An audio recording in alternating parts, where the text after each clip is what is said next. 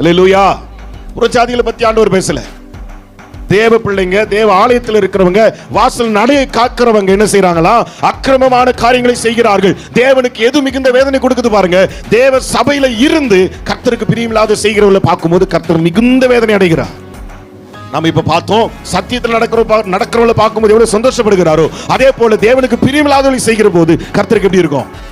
மிகுந்த வேதனையா இருக்குமா? ஆண்டவர் சத்தியத்தை அறியாதவங்க செஞ்சாத கர்த்தர் மன்னிக்கிறார். ஆண்டவர் தான், இயேசு கிறிஸ்து தான் மெய்யான தெய்வம். யாருக்கு தெரியாது? ஆண்டவரை அறியாதவங்களுக்கு தெரியாது. அவரை தவிர வேற யாரும் வணங்கக்கூடாதுன்னு அவங்களுக்கு தெரியாது. வேற ஒரு விக்கிரகத்தை வணங்கக்கூடாது அவங்களுக்கு தெரியாது.